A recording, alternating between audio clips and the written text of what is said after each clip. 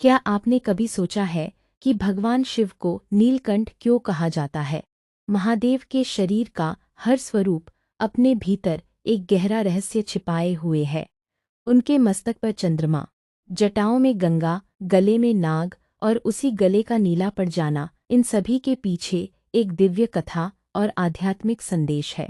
लेकिन प्रश्न यह है कि आखिर भगवान शिव ने ऐसा कौन सा विष पिया था जिसे संसार का कोई भी प्राणी धारण नहीं कर सकता था? यह कथा जुड़ी है समुद्र मंथन से, एक ऐसी अद्भुत घटना से जिसमें देवताओं और असुरों ने मिलकर क्षीरसागर का मंथन किया था। आज के इस वीडियो में जानेंगे समुद्र मंथन क्यों हुआ, हलाहल विष कैसे निकला, वह इतना भयंकर क्यों माना गया, भगवान शिव ने विष क्यों पिया, उन्होंने विष को कंठ में ही क्यों रोक लिया, और इसी घटना के बाद महादेव को नीलकंठ नाम कैसे मिला। तो आइए जानते हैं भगवान शिव के नीलकंठ रूप की संपूर्ण कथा और इसका आध्यात्मिक रहस्य। समुद्र मंथन की शुरुआत। पौराणिक कथाओं के अनुसार एक समय देवताओं की शक्ति कमजोर होने लगी। देवताओं को अपनी शक्ति और सामर्थ्य वापस प्राप्त करने के लिए अमृत की आवश्यकता थी। भगवान विष्णु की सलाह से देवताओं ने असुरों के साथ मिलकर क्षीरसागर का मंथन करने का निर्णय लिया। इसके लिए मंदराचल पर्वत को मथनी और वासुकी नाग को रस्सी बनाया गया। लेकिन एक समस्या सामने आई। मंदराचल पर्वत समुद्र में डूबने लगा। तब भगवान विष्णु ने कूर्म अवतार धारण किया और विशाल कछुए का रूप लेकर मंदराचल पर्वत को अपनी पीठ पर धारण किया। अब समुद्र मंथन आरंभ हुआ। एक ओर देवता और दूसरी ओर असुर वासुकी नाग को पकड़कर समुद्र को मथने लगे। सबसे पहले निकला भयंकर हलाहल विष। समुद्र मंथन से अनेक दिव्य वस्तुएं और शक्तियां प्रकट होने लगी। लेकिन अमृत से पहले जो वस्तु निकली उसने सभी को भयभीत कर दिया। वह था हलाहल विष। पौराणिक वर्णनों में इसे इतना भयंकर बताया गया है कि उसके प्रभाव से चारों ओर संकट उत्पन्न हो गया।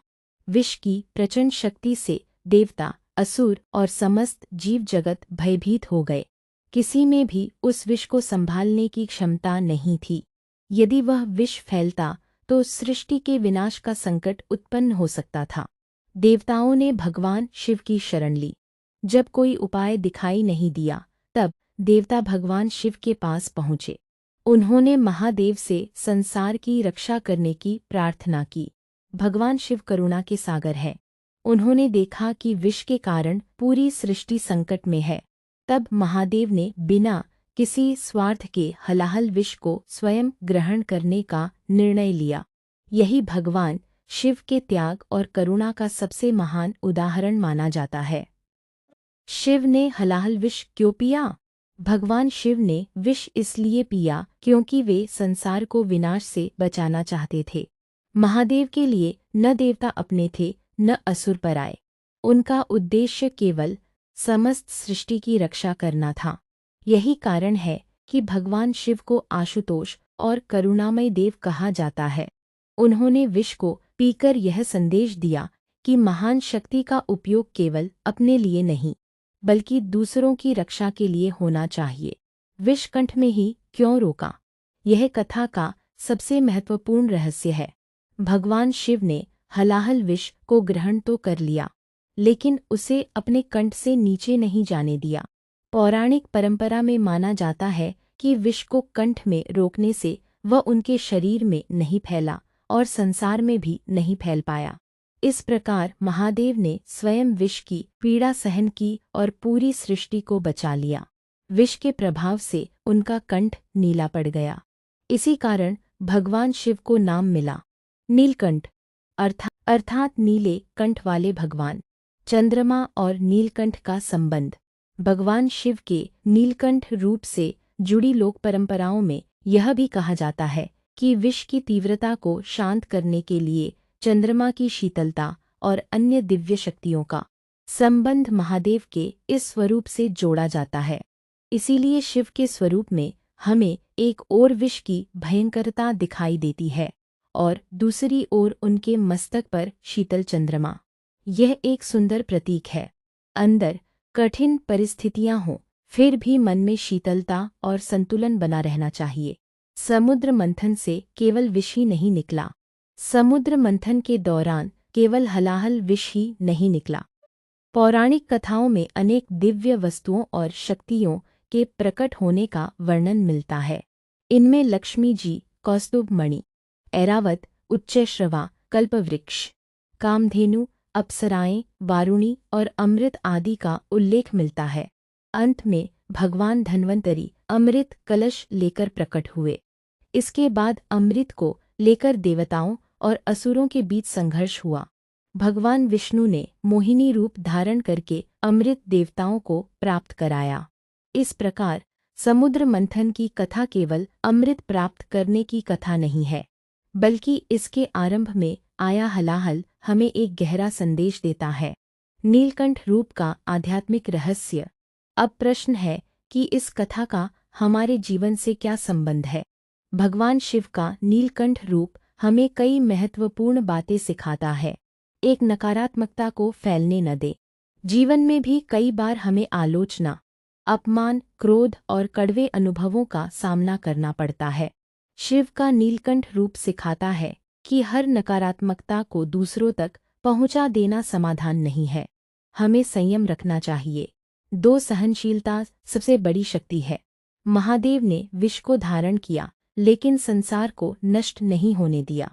यह हमें बताता है कि वास्तविक शक्ति केवल बाहुबल में नहीं, बल्कि धैर्य और आत्मसंयम में भी होती है। 3, दूसरों के कल्याण के लिए त्याग। शिव ने विष अपने लिए नहीं पिया, उन्होंने दूसरों की रक्षा के लिए उसे स्वीकार किया। यही निस्वार्थ सेवा का सर्वोच्च संदेश है। 4, विष को अमृत में बदलने की क्षमता।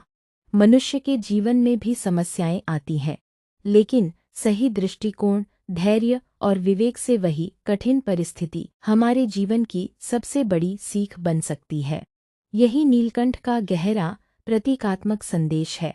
समुद्र मंथन हमें क्या सिखाता है। समुद्र मंथन की पूरी कथा को यदि जीवन का प्रतीक माने, तो इसका अर्थ बहुत सुंदर हो जाता है। हमारे भीतर भी अच्छाई और बुराई, सकारात्मकता और नकारात्मकता का संघर्ष चलता रहता है। जब जीवन का मंथन होता है तो सबसे पहले कई बार विष सामने आता है, अर्थात कठिनाइयाँ, क्रोध, अहंकार, ईर्ष्या और नकारात्मक भावनाएं।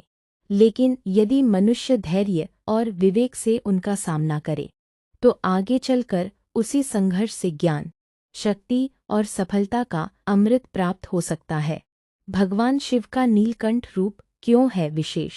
भगवान शिव का नीलकंठ रूप हमें यह याद दिलाता है कि दूसरों की बुराई अपने भीतर मत फैलने दो। कठिन परिस्थितियों में धैर्य रखो। अपनी शक्ति का उपयोग दूसरों के कल्याण के लिए करो और जीवन में आने वाले विष को विवेक के साथ संभालो। इसीलिए नीलकंठ केवल भगवान शिव का एक नाम नहीं है, यह त्याग, करुणा, धैर्य, संयम और लोक कल्याण का प्रतीक है।